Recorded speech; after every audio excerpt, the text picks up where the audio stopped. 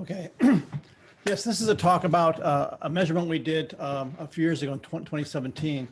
It's going to be a detector talk that looks like a SETI talk because we did one observation, and clearly on a 10-meter telescope, the SALT telescope, it's just the opposite of all the sky all the time. It's a very small part of the sky for a very short amount of time. But we had an interesting result, not an interesting result, a result that is sensitive. So I want to sort of start giving you an introduction to microchannel plate detectors. And microchannel plates is a glass plate with many holes through it, where it's effectively an electron amplifier, one electron in, many electrons out. You put a voltage across it and you get gains from 10 to 10 to the 8th, but a very tight time jitter, 30 picoseconds. So very well matched to the pulsed sources. And of course, these microchannel plates can go up to 50 to 100, even 200 millimeters in size. So we've been working a long time on scaling these detectors. Most of these detectors are used, what we developed at the lab is for UV space-based telescopes. But we have done optical tubes as well for biology and some optical observing telescopes. So the microchannel plate effectively is the amplifier. The photon comes in from the top and produces a photoelectron. I'm showing you a tube here, an optical tube where you have a photocathode on the window, and it releases a photoelectron, which then gets amplified, and the centroid of that amplification stays in the same place. Then you have some type of patterned anode to measure where that charge cloud comes down, and you measure that location. So for every event, every photon coming in, you get a X, Y, and a time. And of course, the measure of the size of the amplification. So sort of four numbers for each photon. The difference between the microchannel plate detectors is basically in the differences in the readouts. We've used a cross delay line where you have a serpentine transmission line running in 2 dimensions, X and Y, where a pulse comes in and you measure the time difference between one left and right side. That gives you the sort of the X and the Y location. It's sort of 1 photon at a time. It only requires 4 amps, requires appreciable gain, but can operate about 200 kilohertz, but a very high time resolution, or less than 100 picoseconds. Recently, we've been working with cross strip detectors as another way to determine the location of that photon event. Here you have multiple amps on strips, and then you do the centroid of the signal on the strips where you detect the events. Usually three strips in each dimension. And what that allows you is a lower gain, a higher rate, because you're basically throwing a lot more electronics at it. Each amplifier has a ADC attached to it, digital information. And finally, ideally, you'd want to go to the pixel readout. It's more complicated. But if you had a pixel behind your microchannel plate, and if every pixel is a sensor, you can locate multiple pixels, multiple events at the same time, simultaneous events. For example, the Timepix 4 we've been using recently are the Timepix ASICs developed at CERN, and you can get, but in any type of pixelized device, you have 10 N by N amplifiers, and each pixel is independent. So you have an amplifier, a discriminator, and a TDC per pixel. So you basically get the multiplex advantage of a large number of pixels that all can measure, in effect, each one's like an individual phototube.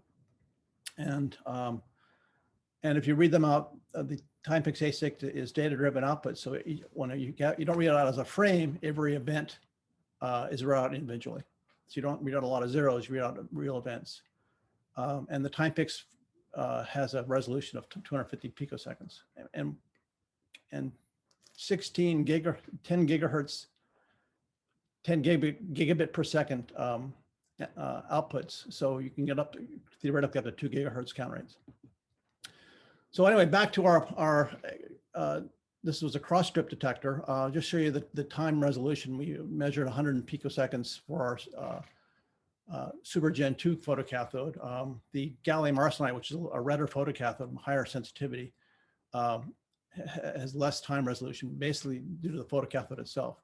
And on the right is just a picture of a face. We did some LiDAR with it because we had these photons and we had these times, and we decided to just, let's see what we get. And we took a 10-second or a few second picture and plotted the color as the time round trip time. So in effect, a LiDAR picture of a face. So you can see the sort of the resolution of less than a centimeter.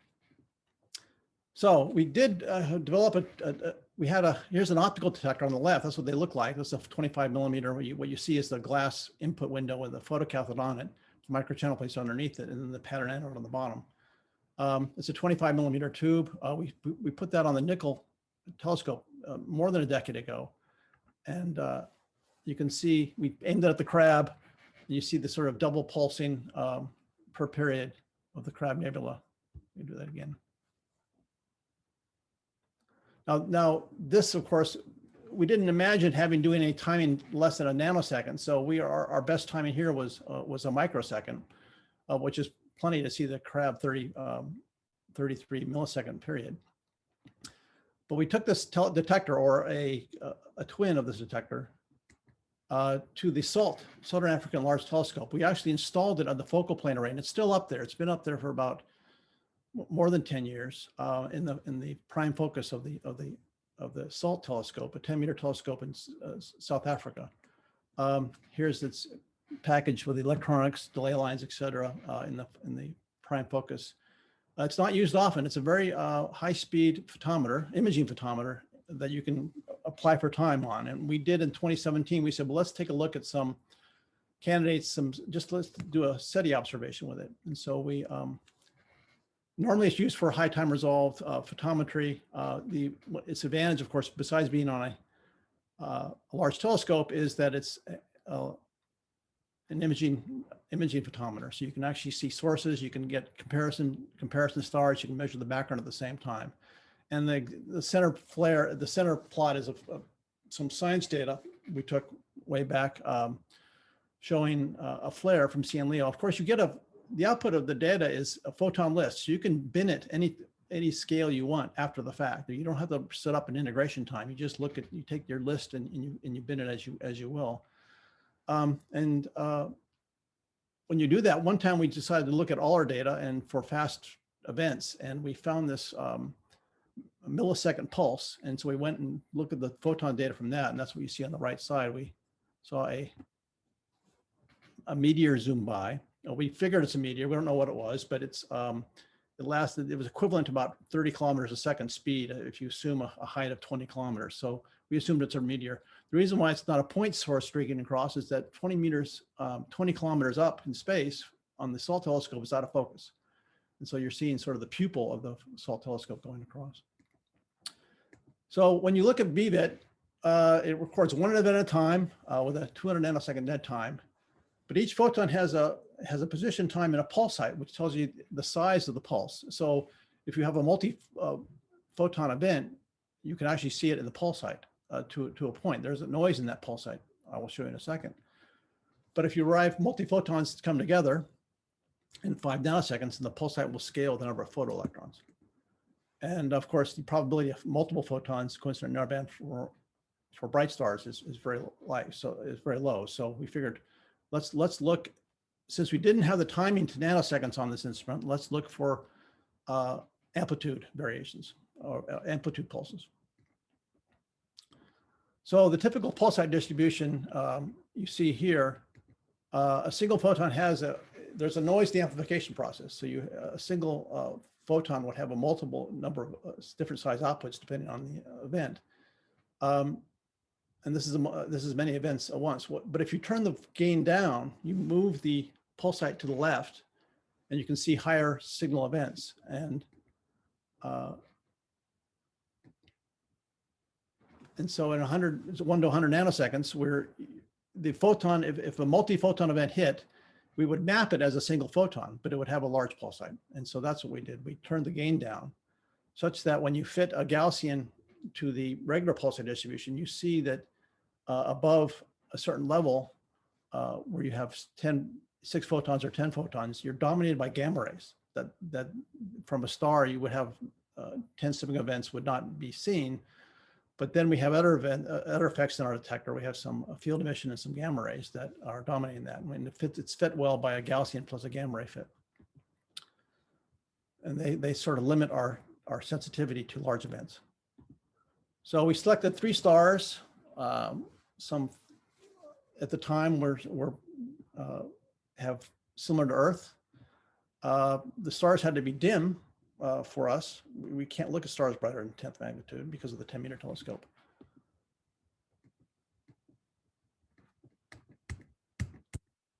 Excuse me, my computer is not working. There it goes. So here's the image of the TRAPPIST-1, for example, in a companion star. We looked at it in 2017. We looked at 3 different filters, or we observed it at 1 filter, but we took filters for calibration. We turned the gain down and we observed for 1800 seconds for each of these sources and stayed at photon list. So as you'd expect, no significant detection of excess events, but what's more interesting is that's the little box around our star. We saw, of course, we put a threshold and we saw very few events above 6 photoelectrons for the hour observing. We got 35 events. We predicted 40. And the companion star, we also looked as well, saw nothing there. A little bit tighter number of events when we raised our threshold to 10 photoelectrons. So all consistent with background radiation. But what does a 6 photon detection limit imply in terms of sensitivity? So if ET had a diffraction limited telescope, 10-meter, kind of what Paul said earlier in his introduction, they're beaming to us with 10-meter telescope. We're looking with a 10-meter telescope, and it had a 5 nanosecond pulse laser, and operating obviously pointing at us. Then our non-detection implies a laser of 100 joules per pulse from TRAPPIST-1. Of course, that number changes with the distance, but this example is TRAPPIST-1, so it's 700 joules. And is that odd or not? Well, as Paul said, that we have very bright lasers. There's even 100 joule lasers per second, nanosecond, pulse diode, optical. And you can go out and buy a benchtop laser of 10 joules per pulse, 5 joules at 532 nanometers. So well within our technological capabilities to signal with 10-meter telescope. So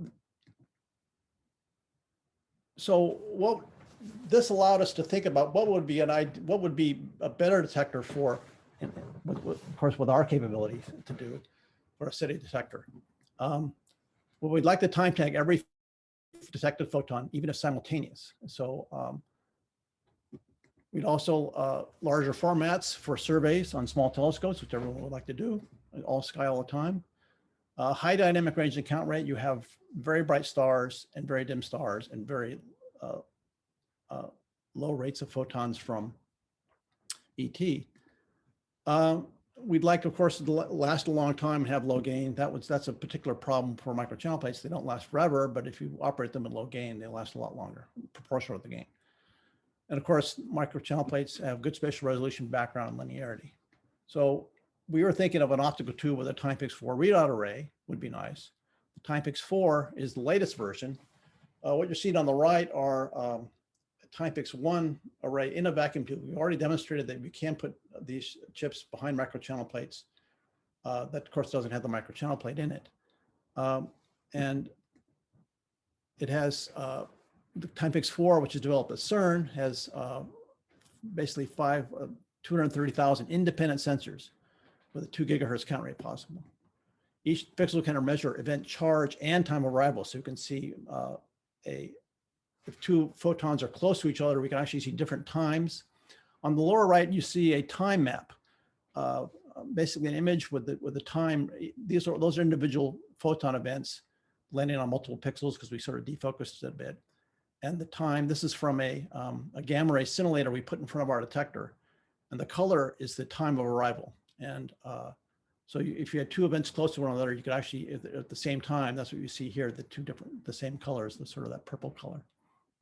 So you could identify photon events simultaneously at the same, with their times. We don't have a plan for making an optical tube with a Timepix-4 sensor. Our colleagues in Italy are developing a blue sensitive MC tube for the Large Hadron Collider Cherenkov imaging. So that they will be available in a year or 2. The Timepix-4 was just fabricated 6 months ago. So it's coming along, and CERN's very good at making these things work, and they do work so far, but they haven't been put into an optical tube. So now this is, I've been talking about a microchannel plate above the, provide the amplification of these detectors. You could possibly have some type of APD array or a SPAD array on top of these, but you'd have to couple them. It would be a very big project, coupling them to the individual pixels of the Timepics4 readout. So anyway, that's a little description of what we're doing up at the lab in terms of our detector technology. We don't have plans to do OSETI work with them, but if anyone is interested in playing with our existing tubes, we have a 25 millimeter cross delay line and an 18 millimeter cross strip detector. We could probably lend it out or help you put it together. So we wanted to offer that. And the 50 millimeter cross strips are in development as well. The Timepics, I would expect, being an optical tube, would be 2 or 3 years from now. So if anyone's interested, let us know. Thanks. Thank you, John, for your excellent talk. So we do have student involvement, so perhaps I can contact you offline to see where we can try out these detectors, and or perhaps schedule some follow-up observation if we manage to get time. So with that, since we are a little bit over time, so let's move on with the next speaker, with Beatrice.